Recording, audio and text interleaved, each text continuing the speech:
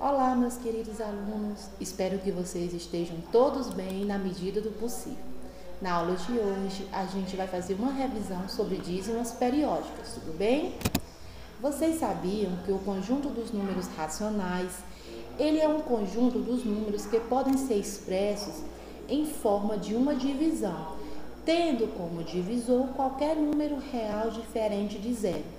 Desta divisão, resultam os números finitos ou infinitos, ou seja, as dízimas periódicas. E o que é dízima periódica? Vamos lá ver, gente?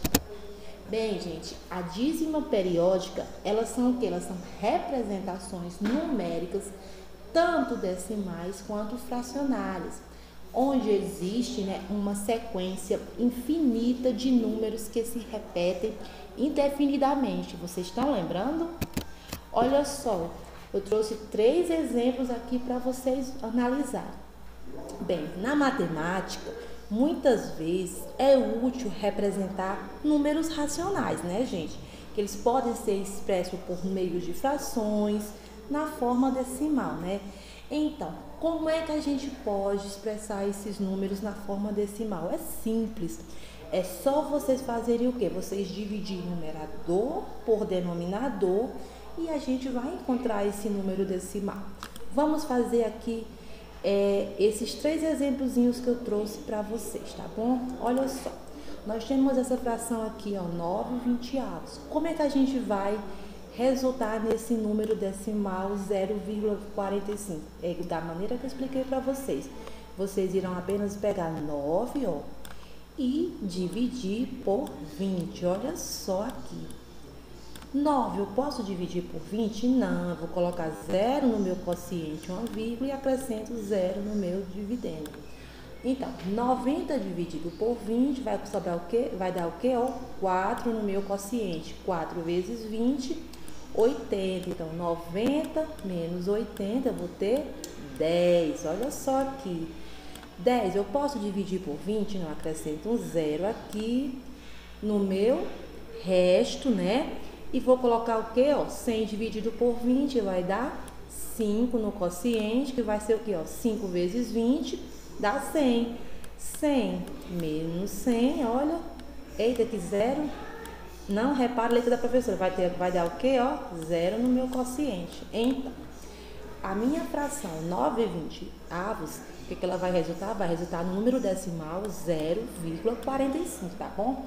Sempre que você se deparar numa questão dessas, é só você fazer, dividir o numerador pelo denominador. Vamos aqui no nosso segundo exemplo. Olha só, nós temos o quê? Um número, uma fração, né, negativa. Então, nós vamos ter aqui, menos 7/11. Como é que a gente vai fazer? Menos 7 e vamos dividir, o numerador pelo denominador.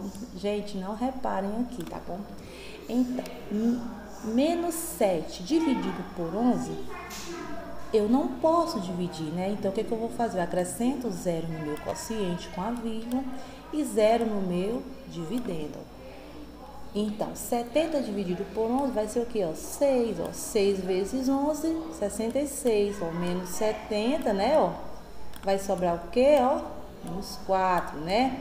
Então, 4 dividido por 11 eu não posso, porque eu vou acrescentar o quê? 3 novamente no meu quociente, que vai ficar o quê? 40 dividido por 11, né? Vai dar o quê? 3. 3 vezes 11 dá 33. Para 40 vai sobrar o quê? Novamente 7. 7 eu posso dividir por 11? Não, vou acrescentar um 0. Olha só, 70 dividido por 11 dá 6. 6 vezes 11, 66. Para 70 vai dar, 4. 4 dividido para 11 eu não posso, então vou colocar o quê? 0 novamente no meu quociente. Então, 40 dividido por 11 dá 3, olha só. 3 vezes 11 dá 33. Aí, o que vocês estão reparando? Toda vez que eu acrescento 0 no meu resto, eu vou ter esse mesmo número aparecendo, alternando entre 6 e 3, 6 ou 3, 6 ou 3. Então, toda vez que você coloca o 0 no resto, eu vou ter esse período se repetindo constantemente, ó, 63, 63. Então, o período vai ser sempre 63. Então, nós temos o quê? Nós temos uma dízima periódica simples, ó, após a vírgula, eu já tenho o meu período, ó, 63, 63, 63, tudo bem? Do mesmo jeito, nós temos esse exemplo aqui, né, ó, 3, olha só, pessoal, nesse exemplo 3, a gente vai ter o seguinte, ó, esse número aqui, ó, 12,1454545, que a gente pode analisar que esse número ele é uma dízima, né, infinita. Olha só, eu tenho um período aqui constantemente aparecendo, tenho, ó, que após a vírgula. Então, o que vocês podem observar? Que após a vírgula, eu tenho um período repetindo constantemente, não tenho, gente? Qual é o período? Ó, é 45, 45 e 45, não é? Então, vamos analisar uma coisa que tem diferente do exemplo 2. Após a vírgula e entre o meu período, eu tenho um número diferente, não tenho? Aqui, ó, eu tenho 1. Então, quando ocorrer esse caso, eu vou ter uma dízima periódica composta, tá bom? Ou seja, entre a vírgula e o período, que nesse exemplo aqui é 45, eu tenho o quê? Eu tenho um 1. Então, toda vida que tiver entre a vírgula e o período, um número diferente do meu período, eu tenho uma dízima composta, tudo bem? Então, a fração geratriz, ela vai ser aquela, né, que quando dividimos seu numerador, como eu já havia explicado, pelo denominador, o resultado será uma dízima periódica, ou seja, um número decimal periódico, tudo bem? Então, nós temos a dízima periódica simples, como eu mencionei no exemplo anterior, né, naqueles 3 exemplos, que ela é aquela em que o período, a parte que repete, aparece logo após a vírgula. Trouxe 3 exemplos para vocês, ó. 0,868686 infinitamente. Olha só aqui. Qual é o meu período? Período é aquela parte que se repete após a vírgula. 86, tá aqui, ó, 86. Outro segundo exemplo. 2,181818. Quem é o meu período? Ó, 18. 18 é a parte que repete. Então, nós temos aqui também, ó, 0,353535. Quem é o meu período? Ó, 35. Por quê? Porque 35 é a parte que repete após a vírgula. Não vamos esquecer isso. Então, a dízima periódica composta, ela é aquela que, como eu expliquei para você, que entre a vírgula e o período há um número que não repete, tá bom? Vocês lembrem, gravem. Entre a vírgula e o período é aquela parte que repete. Eu tenho um número que não repete, tudo bem? Olha só os meus exemplos. 0,8333, olha só. Quem é a parte que não repete aqui, ó? É o 8, tá vendo? Então, quem é o meu período? Meu período é 3, ó, período 3, parte não periódica, que é que não repete, é o 8. Novamente, no segundo exemplo, ó, 7,2, olha só, 2 não repete, não repara a letra da professora. E o que é que está repetindo? Aliás, desculpe, não é o 2, é o 23, ó. 23 é a parte que não repete. Qual é a parte que está repetindo? É o 5, 5, 5, 5. Lembre-se, ó. Meu período é 5. A parte não periódica é 23, tá bom? Nosso segundo exemplo, 0,7222. Nós temos o quê?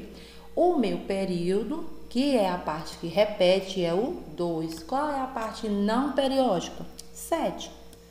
Só ressaltando novamente, dízima periódica composta é aquela que entre a vírgula e o meu período é a parte que repete, eu vou ter um número que não repete, tá bom? Dízima periódica simples é aquela que após a vírgula eu já tenho o meu período, tudo bem? Beleza, né?